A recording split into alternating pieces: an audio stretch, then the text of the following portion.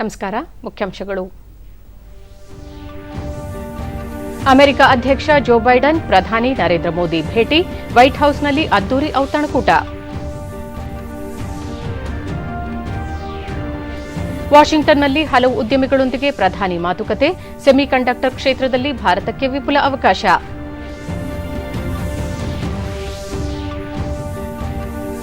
ಬಿಹಾರದ ಪಾಟ್ನಾದಲ್ಲಿ G20 ಸಭೆ, ಉದ್ಯೋಗಾವಕಾಶ ಸೃಷ್ಟಿಗೆ ಒತ್ತು.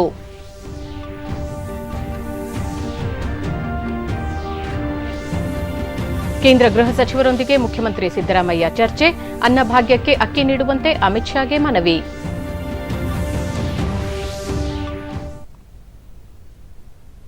ವಾರ್ತೆಗಳ ವಿವರ. 3 ದಿನಗಳ ಅಮೆರಿಕ ಪ್ರವಾಸದಲ್ಲಿರುವ ಪ್ರಧಾನಿ ನರೇಂದ್ರ ಮೋದಿ ವಾಷಿಂಗ್ಟನ್ ತಲುಪಿದ್ದಾರೆ. ಅಮೆರಿಕ ರಾಜಧಾನಿಯಲ್ಲಿ ಪ್ರಧಾನಿ ಅವರಿಗೆ ಆತ್ಮೀಯ ಸ್ವಾಗತ ಕೋರಲಾಯಿತು. ಮಳೆಯ ನಡುವೆಯೂ ಪ್ರಧಾನಿ ಅವರಿಗೆ ಗೌರವ ರಕ್ಷೆ ನೀಡಿ ಬರಮಾಡಿಕೊಳ್ಳಲಾಯಿತು.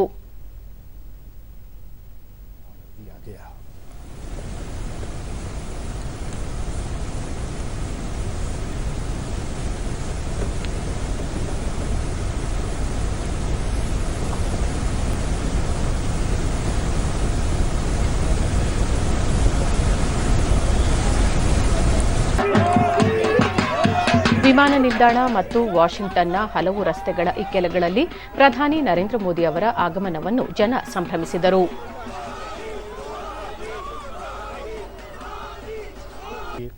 लोग जोश के साथ वंदे मातरम के नारे लगाते रहे.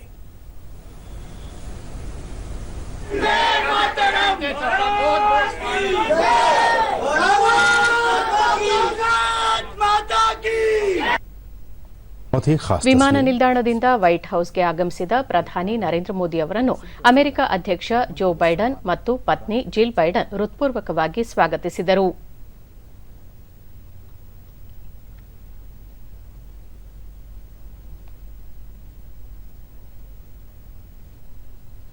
ಈ ವೇಳೆ ಪ್ರಧಾನಿ ನರೇಂದ್ರ ಮೋದಿ ಅವರಿಗೆ ಬೈಡನ್ ದಂಪತಿ ಹಲವು ಉಡುಗೊರೆಗಳನ್ನು ನೀಡಿದ್ದಾರೆ. ಅಮೆರಿಕದ ಪ್ರಾಚೀನ ಕೋಡ್ಯಾಕ್ ಕ್ಯಾಮೆರಾ, ಅಮೆರಿಕದ ವನ್ಯಜೀವಿ ಚಿತ್ರಗಳ ಪುಸ್ತಕವೊಂದನ್ನು ಜೋ ಬೈಡನ್ ಉಡುಗೊರೆಯಾಗಿ ನೀಡಿದರೆ, ಅಮೆರಿಕದ ಮೊದಲ ಮಹಿಳೆ ಜಿಲ್ ಬೈಡನ್ ರಾಬರ್ಟ್ ಫ್ರೋಸ್ಟ್ ಅವರ ಕವನ ಸಂಕಲನವನ್ನು ನೀಡಿದ್ದಾರೆ.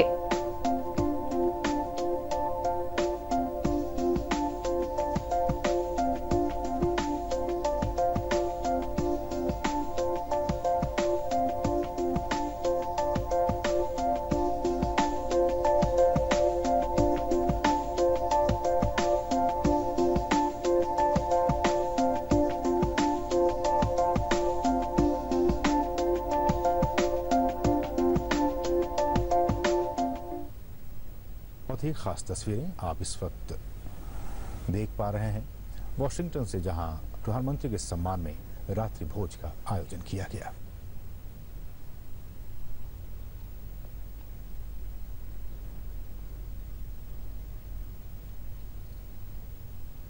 ಇಂದು ವೈಟ್ ಹೌಸ್ನಲ್ಲಿ ಪ್ರಧಾನಿ ನರೇಂದ್ರ ಮೋದಿ ಅವರಿಗೆ ಜೋ ಬೈಡನ್ ದಂಪತಿ ಔತಣಕೂಟ ಏರ್ಪಡಿಸಿದ್ದಾರೆ. ಬಳಿಕ ಅಮೆರಿಕ ಸಂಸತ್ತಿನಲ್ಲಿ ಪ್ರಧಾನಿ ನರೇಂದ್ರ ಮೋದಿ ಜಂಟಿ ಸದನಗಳನ್ನುದ್ದೇಶಿಸಿ ಭಾಷಣ ಮಾಡಲಿದ್ದಾರೆ. ಇದಕ್ಕೂ ಮುನ್ನ ಅಮೆರಿಕ ಭಾರತ ನಡುವಿನ ಹಲವು ದ್ವಿಪಕ್ಷೀಯ ಒಪ್ಪಂದಗಳಿಗೆ ಸಹಿ ಹಾಕುವ ನಿರೀಕ್ಷೆಯಿದೆ. वाशिंगटन से जहां प्रधानमंत्री के सम्मान में रात्रि भोज का आयोजन किया गया.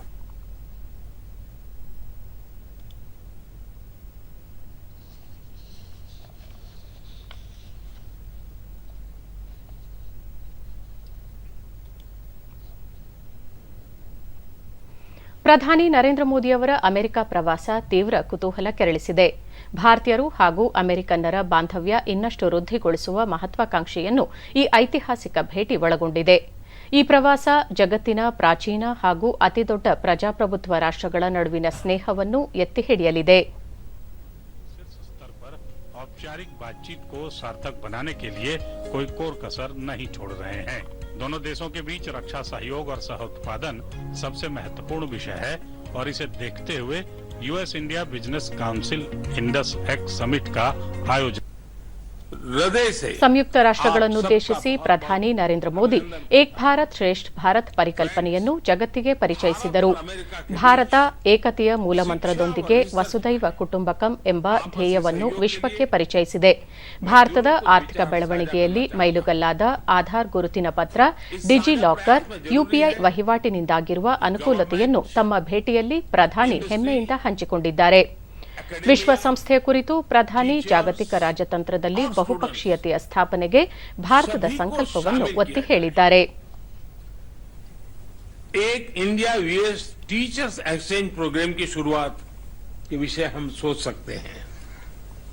दुनिया भर में फैले साइंटिस्ट और एंटरप्रेन्योर्स का भारत के संस्थानों के साथ एंगेजमेंट बढ़ाने के लिए हमने 2015 में ज्ञान global initiative of academic network अभियान शुरू किया था. मुझे बताते हुए खुशी है कि इसके तहत अब तक यूएस से 750 फैकल्टी मेंबर्स भारत आ चुके हैं. मैं यूएस में शिक्षा और रिसर्च से जुड़े सर्विंग और रिटायर्ड लोगों से अनुरोध करूंगा कि वे अपनी छुट्टियां, खासतौर पर विंटर ब्रेक भारत में बिताएं.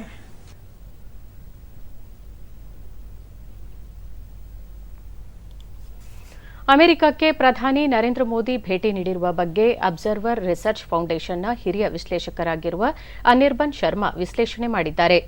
9 ವರ್ಷಗಳ ಪ್ರಧಾನಿ ನರೇಂದ್ರ ಮೋದಿ ಆಡಳಿತದಲ್ಲಿ ಅಮೆರಿಕಕ್ಕೆ ಇದೇ ಮೊದಲ ಬಾರಿಗೆ ಅಧಿಕೃತ ಭೇಟಿ ನೀಡಿದ್ದು ಅತ್ಯಂತ ಮಹತ್ವದ್ದಾಗಿದೆ. ಪ್ರಧಾನಿಯವರ ಅಮೆರಿಕ ಭೇಟಿ 3 ಪ್ರಧಾನ ಅಂಶಗಳನ್ನು ಒಳಗೊಂಡಿದೆ. ವಿಶ್ವ ಮಟ್ಟದಲ್ಲಿ ಭಾರತದ ಸ್ಥಾನಮಾನ ಹೆಚ್ಚಿಸುವುದು, ತಾವು ಆಚರಿಸುವ ಪದ್ಧತಿಗಳನ್ನು ಪ್ರಚುರಪಡಿಸುವುದು, ಭಾರತ ನಾಯಕತ್ವಕ್ಕೆ ಜಗತ್ತಿನ ಮನ್ನಣೆ ಸಿಗುವಂತೆ ಮಾಡುವುದಾಗಿದೆ. ಯೋಗದ ಮೂಲಕ ಈಗಾಗಲೇ ಭಾರತಕ್ಕೆ ಅಂತಾರಾಷ್ಟೀಯ ಗೌರವ ತಂದುಕೊಟ್ಟಿದ್ದಾರೆ. 2023ರ ವರ್ಷ ಸಿರಿಧಾನ್ಯಗಳ ವರ್ಷವಾಗಿ ಆಚರಿಸಲಾಗುತ್ತಿದೆ. ಡಿಜಿಟಲ್ ಇಂಡಿಯಾ ಮೂಲಕ ಭಾರತ ಅಭಿವೃದ್ಧಿಯತ್ತ ಮುನ್ನುಗ್ಗುತ್ತಿದೆ. ಜಾಗತಿಕ ತಾಪಮಾನ ಇಳಿಸಲು ಪ್ರಧಾನಿ ಗುರಿ ನಿಗದಿಪಡಿಸಿದ್ದಾರೆ. ಜಾಗತಿಕ ಸಂಸ್ಥೆಗಳಲ್ಲಿ ಸುಧಾರಣೆಗಳನ್ನು ತರುವಂತೆ ನರೇಂದ್ರ ಮೋದಿಯವರು ಮಾಡಿರುವ ಮನವಿ ಕೂಡ ಫಲ ನೀಡಿದೆ.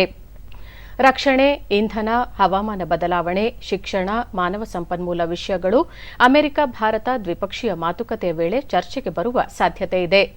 ನರೇಂದ್ರ ಮೋದಿಯವರ ಆಡಳಿತದಲ್ಲಿ ಜಗತ್ತು ಭಾರತವನ್ನು ನೋಡುವ ದೃಷ್ಟಿ ಬದಲಾಗಿದೆ.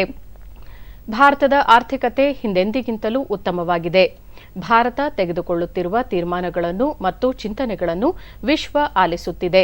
ಭಾರತ ವಿಶ್ವಕ್ಕೆ ಹಲವು ಕ್ಷೇತ್ರಗಳಲ್ಲಿ ಮಾದರಿಯಾಗಿದೆ. ಸೌರ ವಿದ್ಯುತ್ ಶಕ್ತಿ ಉತ್ಪಾದನೆಗೆ ಒತ್ತು ನೀಡಿ ಜಾಗತಿಕ ತಾಪಮಾನ ನಿಯಂತ್ರಣಕ್ಕೆ ಮುಂದಾಗಿದೆ. ಭಾರತದ ಕರೆಗೆ ಹಲವು ದೇಶಗಳು ಓಗೊಟ್ಟಿವೆ. ಭಾರತ ಆಲಿಪ್ತ ನೀತಿ ಅನುಸರಿಸುತ್ತಿದ್ದು ಎಲ್ಲಾ ದೇಶಗಳೊಂದಿಗೆ ಉತ್ತಮ ಬಾಂಧವ್ಯ ಹೊಂದಲು ಮುಂದಾಗಿದೆ. ಭಾರತದ ಈ ನಿಲುವು ವಿಶ್ವ ಮಟ್ಟದಲ್ಲಿ ತನ್ನದೇ ಸ್ಥಾನ ಹೊಂದಲು ನೆರವಾಗುತ್ತಿದೆ ಎಂದು ಅನಿರ್ಬನ್ ಹೇಳಿದ್ದಾರೆ.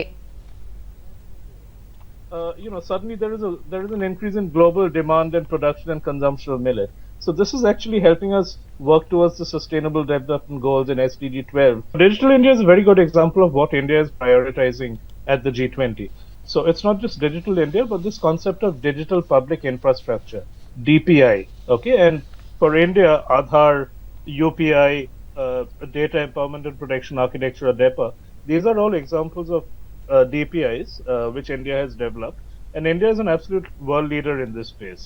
So India is now importing its idea of DPIs to other parts of the world, and other countries are beginning to develop their own identity systems, payment systems, data protection systems, etc. Okay, so DPI is a very big idea that India has sort of foregrounded through its position as G20 president. The other, of course, is climate action. Okay, and climate collaboration is something which is very dear to Prime Minister Modi's heart. And a couple of years ago at COP26, he laid out the Panchamrit, which is India's way of reaching net zero by 2070. This is a very ambitious target. Third one is reforming multilateralism. For many years, India has believed strongly that institutions like the United Nations, the UN Security Council, and these financial institutions like the World Bank, IMF, all of them need to be urgently reformed. Because, these were created after the Second World War. That was in the last century. The world has changed greatly since. So these institutions don't really meet the needs of the present anymore.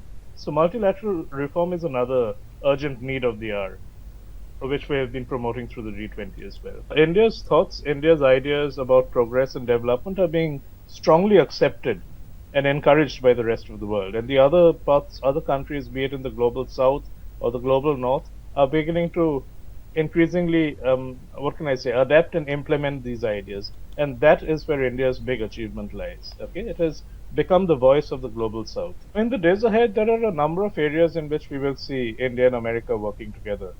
Defense is a big area, all right, and this emerging defense partnership is going to be one of the focal points of this India-US meeting taking place. Defense, energy, climate action, technology in a big way, and even education and human resource development. These are all areas in which India and the US are going to work very closely in the years ahead. And in fact, these are all areas in which the two countries are already working together very strongly on. So that is what we can expect as an outcome of this meeting. The way India is now perceived in the world has changed greatly during Prime Minister Modi's time. All right, so over the last 9 years, India's perception as a growing power, as an emerging economy, etc., this is much stronger than it ever was before. So now when India speaks and when India introduces these ideas and launches these new programs, the entire world listens. All right, so India has become quite a trendsetter for a lot of these areas of development. And if you look at climate action, for example, we talked about that. India co-launched the International Solar Alliance along with France in 2015. India launched this, but today 114 countries, both developing countries and developed countries, have become a part of this alliance. The Global South and the Global North always have joined this alliance, all right? Similarly, India launched the Coalition for Disaster Resilient Infrastructure, CDRI, okay? CDRI has been, praised by governments across the world. And so many multilateral partners, be it organizations or countries, have now come on board to support the CDRI and what it tries to do in terms of, building infrastructure that can withstand shocks caused by climate and natural disasters. So, these are all ideas that India has brought to the world, which now the world is accepting and building on. So therein lies India's power today. And this was never really the case earlier. India must work together with other countries must work with India for all of these changes to become a reality and for the world to meet the Sustainable Development Goals by 2030. Already, there are challenges. Many countries will not be able to meet the SDGs by 2030. That has become clear. But, even if we extend that deadline to 2040 or 2050, these countries have to work together along with India, okay, to make development and growth a reality. That is important. India has a position of neutrality. We are willing to work with all right, and we are in fact working with all. So there may be challenges in one particular area, for example, territorial incursions sometimes. But that does not mean that trade relations stop. Trade is carrying on with these same countries, and this is essential for both these countries to become stronger and better. So, this is a position that India has done very well to take. All right. It is very strategic in the way it engages with its countries, even when those engagements are sometimes difficult or problematic. But it does not stop us from engaging with anyone. We continue to work with all countries.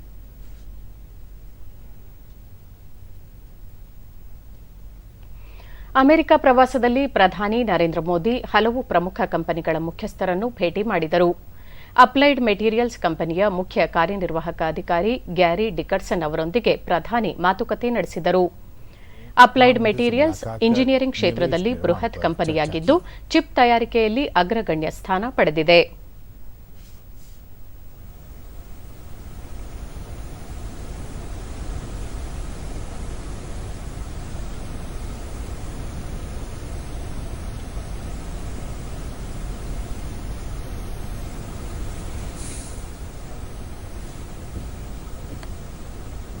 I'm just so impressed with ಪ್ರಧಾನಿ India. ಭೇಟಿಯ ಬಳಿಕ ಮಾತನಾಡಿದ Gary ಡಿಕರ್ಸನ್ ಭಾರತಕ್ಕೆ semiconductor ಕ್ಷೇತ್ರದಲ್ಲಿ ಉಜ್ವಲ ಅವಕಾಶಗಳಿದ್ದು ಭಾರತ ಪ್ರಕಾಶಿಸಲು ಇದು ಉತ್ತಮ ಸಮಯವಾಗಿದೆ ಎಂದು ಬಣ್ಣಿಸಿದರು. Incredible growth, and Applied is very, very much looking forward to working together with the Prime Minister and everyone in India to achieve tremendous success together.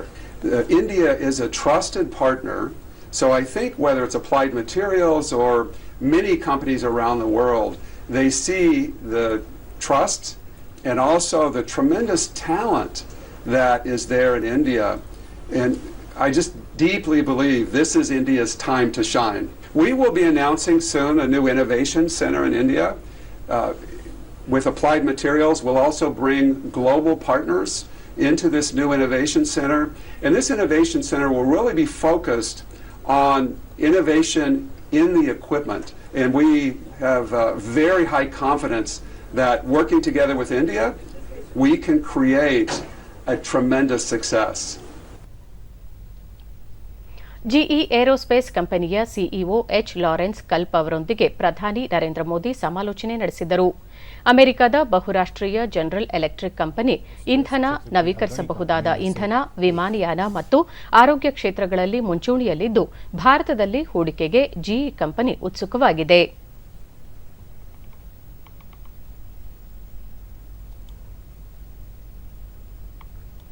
हैं जनरल इलेक्ट्रिक एरोस्पेस क्षेत्र की अग्रणी कंपनियों में से एक है.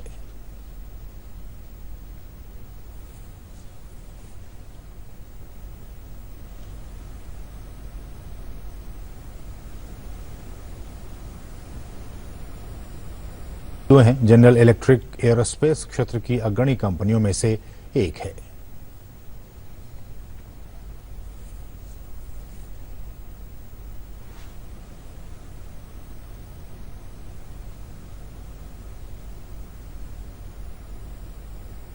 ಮೈಕ್ರಾನ್ ಟೆಕ್ನಾಲಜಿ ಸಂಸ್ಥೆಯ ಸಿಇಒ ಸಂಜಯ್ ಮೆಹ್ರೋತ್ರ ಪ್ರಧಾನಿ ನರೇಂದ್ರ ಮೋದಿ ಅವರನ್ನು ಭೇಟಿ ಮಾಡಿದರು. का निर्माण करने की दिशा में ये तेजी से आगे बढ़ रही है.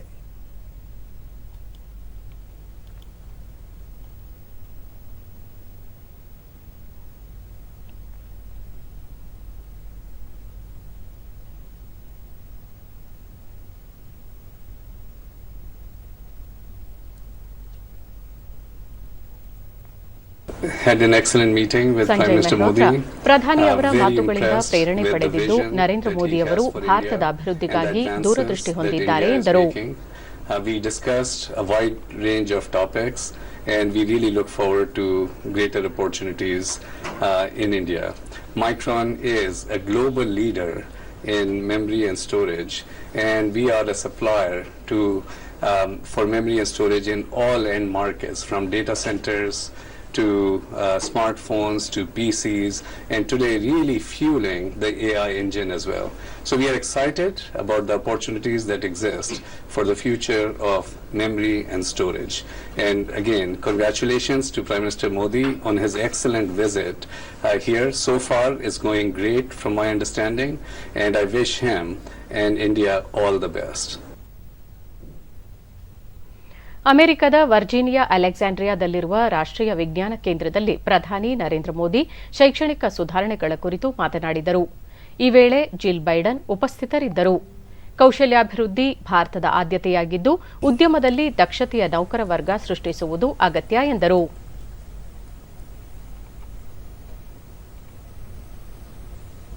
एंटरप्रेन्योर्स का भारत के संस्थानों के साथ एंगेजमेंट बढ़ाने के लिए हमने 2015 में ज्ञान global initiative of academic network अभियान शुरू किया था. मुझे बताते हुए खुशी है कि इसके तहत अब तक यूएस से 750 फैकल्टी मेंबर्स भारत आ चुके हैं. मैं यूएस में शिक्षा और रिसर्च से जुड़े सर्विंग और रिटायर्ड लोगों से अनुरोध करूंगा कि वे अपनी छुट्टियां, खास तौर पर विंटर ब्रेक, भारत में बिताएं. वे भारत को जाने भी और भारत की नई पीढ़ी के साथ अपना ज्ञान भी बांटें. आप भी जानते हैं कि युवाओं की क्रिएटिविटी और इनोवेशन का जो स्पिरिट है वो अद्भुत होता है. मुझे लगता है कि दोनों देशों को मिलकर अलग अलग विषयों पर हैकेथॉन भी करना चाहिए. ಕೇಂದ್ರ ಹಣಕಾಸು ಸಚಿವೆ ನಿರ್ಮಲಾ ಸೀತಾರಾಮನ್ ಹೊಸ ಜಾಗತಿಕ ಹಣಕಾಸು ಒಪ್ಪಂದದ ಶೃಂಗಸಭೆಯಲ್ಲಿ ಭಾಗವಹಿಸಲು ಇಂದಿನಿಂದ 2 ದಿನಗಳ ಫ್ರಾನ್ಸ್ ರಾಜಧಾನಿ ಪ್ಯಾರಿಸ್ಗೆ ಭೇಟಿ ನೀಡಲಿದ್ದಾರೆ. ಈ ಸಂದರ್ಭದಲ್ಲಿ ಅವರು ತಮ್ಮ ಸಹವರ್ತಿಗಳೊಂದಿಗೆ ಬಹುಪಕ್ಷೀಯ ಮತ್ತು ದ್ವಿಪಕ್ಷೀಯ ಬಾಂಧವ್ಯ ಕುರಿತು ಚರ್ಚಿಸಲಿದ್ದಾರೆ. 2 ದಿನಗಳ ಶೃಂಗಸಭೆಯಲ್ಲಿ ಸರ್ಕಾರದ ಮುಖ್ಯಸ್ಥರು, ವಿವಿಧ ಇಲಾಖೆಗಳ ಸಚಿವರು, ಪ್ರಮುಖ ಅಂತಾರಾಷ್ಟೀಯ ಸಂಸ್ಥೆಗಳ ನಾಯಕರು, ಜಾಗತಿಕ ಹಣಕಾಸು ಸಂಸ್ಥೆಗಳ ಪ್ರತಿನಿಧಿಗಳು, ಖಾಸಗಿ ಮತ್ತು ನಾಗರಿಕ ಸಮಾಜದ ಪ್ರತಿನಿಧಿಗಳು ಭಾಗವಹಿಸಲಿದ್ದಾರೆ. ಬಿಹಾರದ ಪಾಟ್ನಾದಲ್ಲಿ ಇಂದಿನಿಂದ 2 ದಿನಗಳ G20 ಕಾರ್ಮಿಕ ಕಾರ್ಯಕಾರಿ ಗುಂಪಿನ ಸಭೆ ನಡೆಯುತ್ತಿದೆ. G20 ಸದಸ್ಯ ರಾಷ್ಟ್ರಗಳು ಹಾಗೂ 8 ಅತಿಥಿ ರಾಷ್ಟ್ರಗಳ 150ಕ್ಕೂ ಅಧಿಕ ಪ್ರತಿನಿಧಿಗಳು ಸಭೆಯಲ್ಲಿ ಭಾಗವಹಿಸಿದ್ದಾರೆ. ಬಿಹಾರ ರಾಜ್ಯಪಾಲ ರಾಜೇಂದ್ರ ವಿಶ್ವನಾಥ್ ಅರ್ಲೇಕರ್ ಸಭೆಯನ್ನು ಉದ್ಘಾಟಿಸಿದರು. ಕೇಂದ್ರ ಕಾರ್ಮಿಕ ಮತ್ತು ಉದ್ಯೋಗ ಸಚಿವ ಭೂಪೇಂದ್ರ ಯಾದವ್ ಮತ್ತು ರಾಜ್ಯ ಕಾರ್ಮಿಕ ಸಂಪನ್ಮೂಲ ಸಚಿವ ಸುರೇಂದ್ರ ರಾಮ್ ಉಪಸ್ಥಿತರಿದ್ದರು. ಸಭೆಯಲ್ಲಿ ಕಾರ್ಮಿಕರ ಸಾಮಾಜಿಕ ಭದ್ರತೆ, ಉದ್ಯೋಗಗಳಲ್ಲಿ ಮಹಿಳೆಯರ ಪಾಲ್ಗೊಳ್ಳುವಿಕೆ, ಕೋವಿಡ್-19 ನಂತರದ ಉದ್ಯೋಗ ಸನ್ನಿವೇಶ, ಹೊಸ ಉದ್ಯೋಗಾವಕಾಶಗಳು ಹಾಗೂ ಕೆಲಸದಲ್ಲಿನ ಸವಾಲುಗಳು ಸೇರಿದಂತೆ ಹಲವು ವಿಚಾರಗಳ ಕುರಿತು ಚರ್ಚಿಸಲಾಗುವುದು.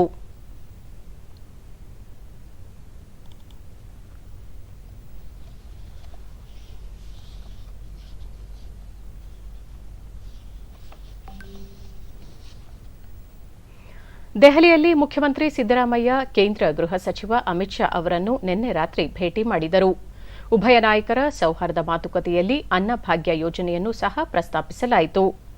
ಎಫ್ಸಿಐ ಅಕ್ಕಿ ಪೂರೈಕೆ ಮಾಡದೇ ಇರುವುದರಿಂದ ಬಡವರಿಗೆ ತೊಂದರೆಯಾಗುತ್ತಿದೆ ಎಂದು ಸಿದ್ದರಾಮಯ್ಯ ಅಮಿತ್ ಶಾ ಅವರಿಗೆ ಮನವರಿಕೆ ಮಾಡಿಕೊಟ್ಟರು. ಈ ವೇಳೆ ಆಹಾರ ಸಚಿವ ಪಿಯೂಷ್ ಗೋಯಲ್ ಅವರೊಂದಿಗೆ ಚರ್ಚಿಸುವುದಾಗಿ ಅಮಿತ್ ಶಾ ಮುಖ್ಯಮಂತ್ರಿ ಸಿದ್ದರಾಮಯ್ಯ ಅವರಿಗೆ ಭರವಸೆ ನೀಡಿದರು. ಈ ಸಂಬಂಧ ಇಂದು ಪಿಯೂಷ್ ಗೋಯಲ್ ಅವರೊಂದಿಗೆ ಅಮಿತ್ ಶಾ ಚರ್ಚೆ ನಡೆಸಲಿದ್ದಾರೆ.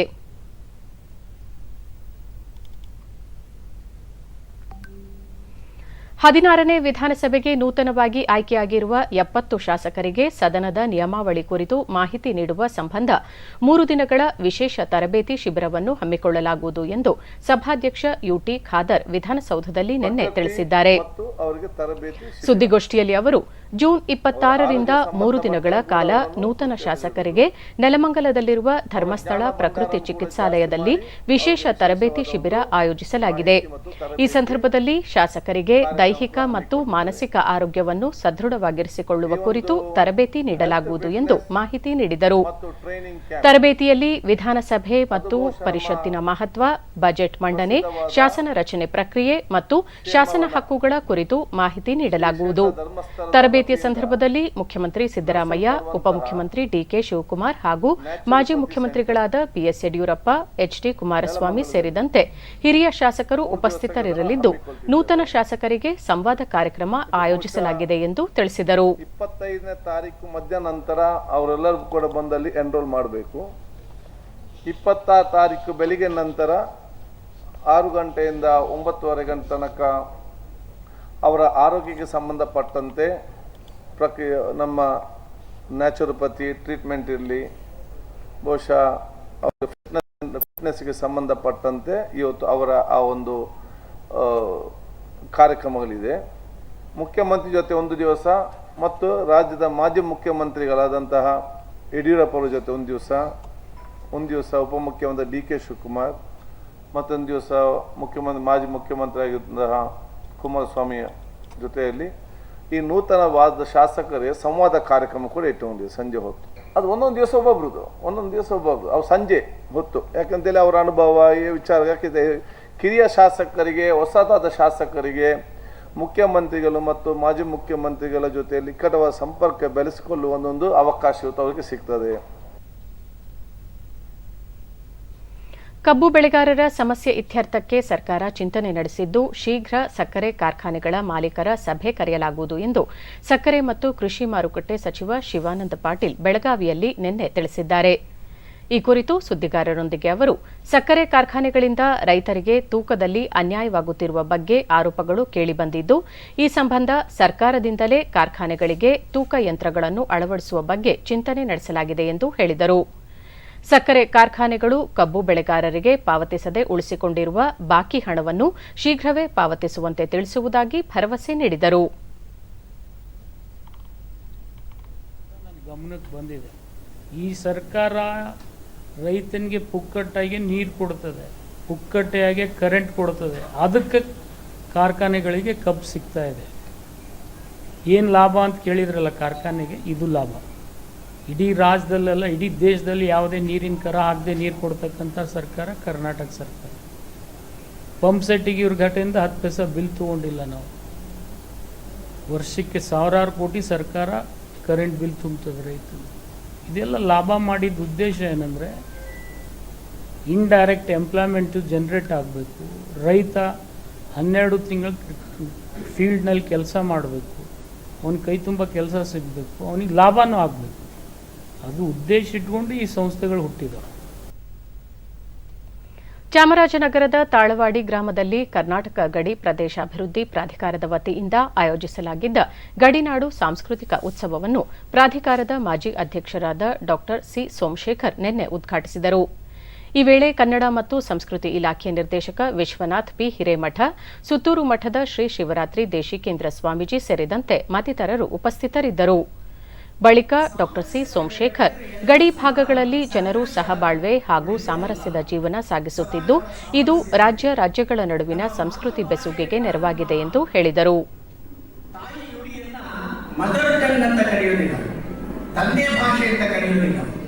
ತಾಯಿ ಭಾಷೆ ಅಂತ ಕರೀತೇವೆ, ಮಾತೃಭಾಷೆ ಅಂತ ಕರೀತೇವೆ. ಹಾಗಾಗಿ ಅನೇಕ ಗಡಿ ಭಾಗದಲ್ಲಿ ನಾವು ಪ್ರಾಧಿಕಾರದಿಂದ ಸುಮಾರು 500 ಸಂಸ್ಥೆಗಳಿಗೆ ಸಹಾಯಧನ ನೀಡಿ ಇಂತಹ ಸಾಂಸ್ಕೃತಿಕ ಅಸ್ಮಿತೆಯನ್ನು ಉಂಟು ಮಾಡಲಿಕ್ಕೆ ನಾವು ಬಹಳಷ್ಟು ಪ್ರಾಧಿಕಾರ ಶ್ರಮ ಪಟ್ಟಿದೆ. ವಿಶ್ವನಾಥ್ ಪಿ ಹಿರೇಮಠ, ಕರ್ನಾಟಕ ಗಡಿನಾಡು ಅಭಿವೃದ್ಧಿ ಪ್ರಾಧಿಕಾರವು ಗಡಿಯಲ್ಲಿ ಕನ್ನಡ ಭಾಷೆಯ ಉಳಿವು ಹಾಗೂ ಅಭಿವೃದ್ಧಿಗೆ ಹಲವು ಕಾರ್ಯಕ್ರಮಗಳನ್ನು ರೂಪಿಸುವ ಮೂಲಕ ಅರಿವು ಮೂಡಿಸುತ್ತಿದೆ ಎಂದು ತಿಳಿಸಿದರು.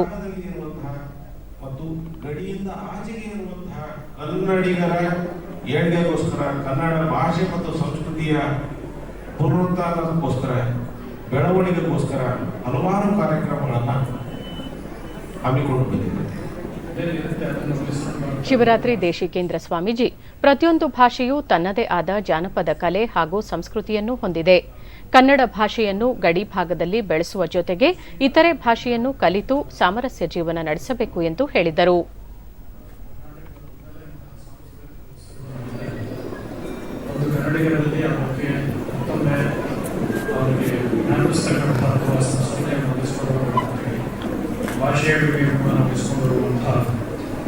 ಒಂದು ಎಚ್ಚರಿಕೆಯನ್ನು ಮೇಲಿಂದ ಮೇಲೆ ಕೊಡಬೇಕು ಅಂತಕ್ಕಂಥದ್ದು ಅದರ ಉದ್ದೇಶ ಆಗಿರುತ್ತೆ.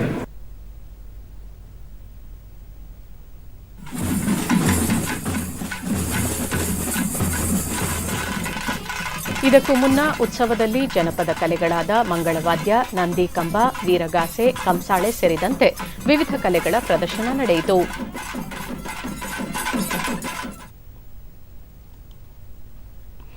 ಬೀದರ್ ಜಿಲ್ಲಾಡಳಿತ ಹಾಗೂ ಆಯುಷ್ ಇಲಾಖೆಯ ಸಹಯೋಗದಲ್ಲಿ ನೆಹರು ಕ್ರೀಡಾಂಗಣ ಹಾಗೂ ತಾಯಿ ಮತ್ತು ಮಕ್ಕಳ ಆಸ್ಪತ್ರೆಯಲ್ಲಿ ನಿನ್ನೆ ಯೋಗ ದಿನಾಚರಣೆ ಕಾರ್ಯಕ್ರಮ ಹಮ್ಮಿಕೊಳ್ಳಲಾಗಿತ್ತು.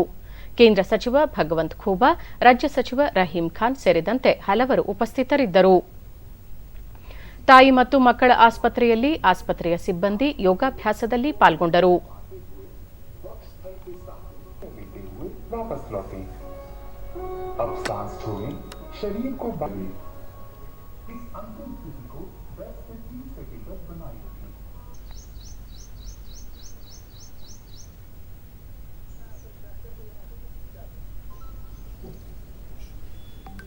ನಾವು ಯೋಗ ದಿನಾಚರಣೆ ಹಮ್ಮಿಕೊಂಡಿದ್ದೇವೆ. ಡಿಡಿ ನ್ಯೂಸ್ನೊಂದಿಗೆ ಕುಟುಂಬ ಕಲ್ಯಾಣಾಧಿಕಾರಿ ಡಾಕ್ಟರ್ ರತಿಕಾಂತ್ ಸ್ವಾಮಿ ಎಲ್ಲರೂ ಉತ್ಸುಕರಾಗಿ ಯೋಗಾಚರಣೆಯಲ್ಲಿ ಭಾಗವಹಿಸಿದ್ದು, ಮಾನಸಿಕ ಮತ್ತು ದೈಹಿಕ ಆರೋಗ್ಯಕ್ಕೆ ಯೋಗ ಹೆಚ್ಚು ಸಹಕಾರಿ ಎಂದರು. ನಮ್ಮ ಮನಸ್ಸು ಬಹಳಷ್ಟು ನಿರಾಳ ಅನಿಸ್ತಾ ಇದೆ.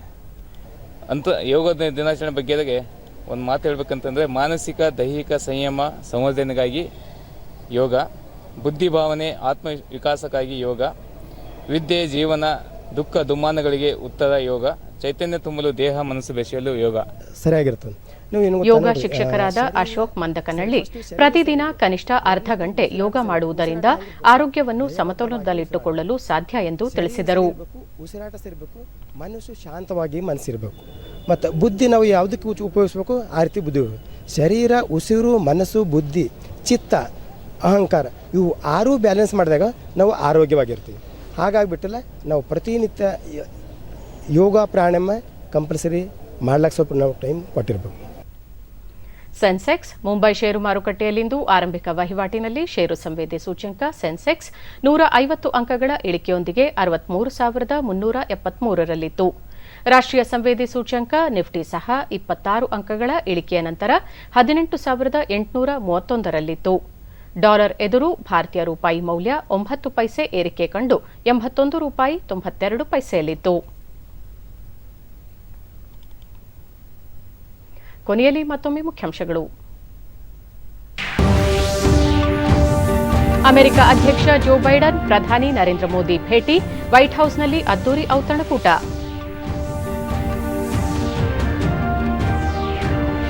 ವಾಷಿಂಗ್ಟನ್ನಲ್ಲಿ ಹಲವು ಉದ್ಯಮಿಗಳೊಂದಿಗೆ ಪ್ರಧಾನಿ ಮಾತುಕತೆ, ಸೆಮಿಕಂಡಕ್ಟರ್ ಕ್ಷೇತ್ರದಲ್ಲಿ ಭಾರತಕ್ಕೆ ವಿಪುಲ ಅವಕಾಶ.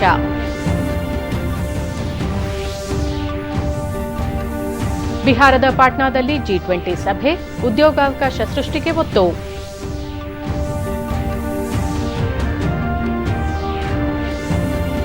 ಕೇಂದ್ರ ಗೃಹ ಸಚಿವರೊಂದಿಗೆ ಮುಖ್ಯಮಂತ್ರಿ ಸಿದ್ದರಾಮಯ್ಯ ಚರ್ಚೆ, ಅನ್ನಭಾಗ್ಯಕ್ಕೆ ಅಕ್ಕಿ ನೀಡುವಂತೆ ಅಮಿತ್ ಶಾಗೆ ಮನವಿ.